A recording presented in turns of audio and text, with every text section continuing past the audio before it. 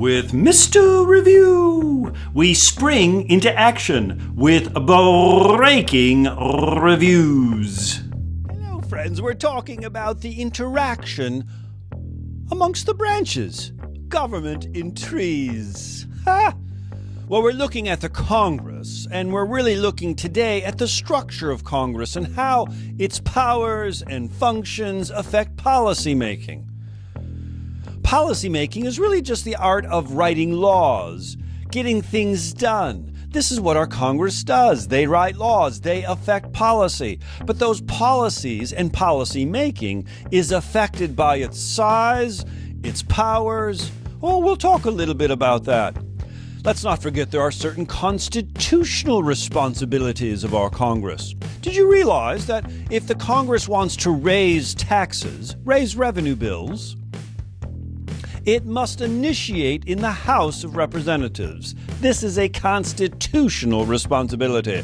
No taxation without representation was the crying call at our revolution, and therefore the House, which is the most directly represented, they raise all revenue bills. However, the Senate, a little more prestigious, a little more elitist, the Senate has been granted the constitutional powers of approving of all presidential appointments. They confirm judicial nominees, they confirm cabinet nominees, and so on and so forth. Different constitutional responsibilities. Well, when you look at the House of Representatives, for instance, the leadership is determined by the political party who holds the majority. The Speaker of the House, the most powerful person in the House, is determined by which party has the most votes. And the Speaker, oh so powerful, because the Speaker of the House determines the priorities, the agenda, the calendar. House can't pass a law unless something comes up on the floor to vote. And who determines that calendar of the vote? The Speaker of the House. The similar role in the Senate is the majority leader. This is a little confusing. The person who actually presides over the Senate, technically, is the Vice President of the United States. But the presiding officer of the Senate has very little power. So the actual policy-making power, the power of the calendar, is determined by the majority leader in the Senate. The majority leader, of course, is the person in charge of the majority party in the Senate. Oh, interesting. So as weak as political parties are, they're actually quite strong in the House and the Senate. There are differences in the chamber when it comes to policy making. For instance, in the House of Representatives, because of its size, 435, stricter rules. And in fact, the Rules Committee in the House determines to a great extent how the debates occur. Open rules allow for debates to add amendments to bills. Closed rules say that's it, we're voting on this bill, just the way that it is. And because the majority party controls the majority vote in all the committees, the majority party controls the rules in the House. What about the Senate? The Senate has that silly thing called the filibuster. The filibuster allows one member of the Senate, it doesn't matter what party, to say, I'm not voting for this, and nor will you, until we get a cloture vote. A cloture vote today requires 60 votes. 60 votes, and very few parties have 60 votes in the Senate. Even the majority party might only have 52, 53. So one person can effectively shut down the Senate. Or in other words, all bills in the Senate must pass with a 60 supermajority vote.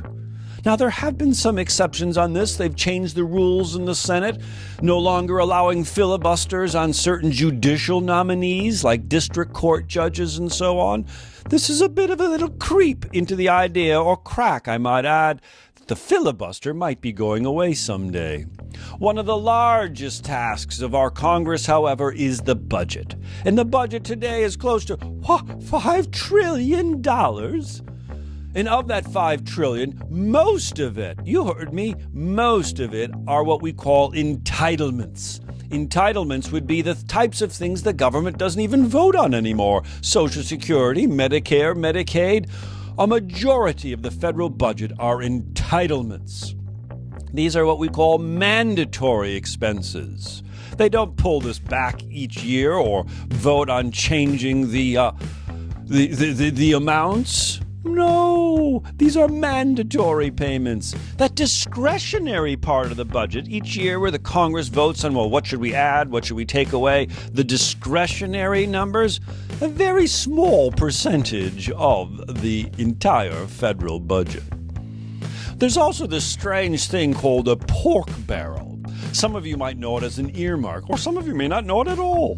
But this is a way to log roll, to encourage vote trading. I'll vote for yours if you vote for mine. But in the case of a pork barrel, they'll add just a small little amount of money into a bill just to benefit me back home. I'm a member of my state delegation, and if I get just a little frosting to bring home, maybe a little road work or a little new statue in my park, I might be more willing to vote for a bigger bill. So it's a way to induce me, it's a way to persuade me as a member of Congress to vote for a much larger bill to give me a specific benefit back home. That's called pork barreling. The bottom line here, folks, is that the structures and powers and functions of Congress affects the policy making. Notice the difference, though, between the constitutional functions and just the informal functions, just rulemaking. Filibuster, not in the Constitution. Confirming appointments, in the Constitution. Raising revenue bills in the House, in the Constitution. The Rules Committee and how the policy making takes place in the House, much of that is just a rule, not in the Constitution. Springing into action with breaking reviews.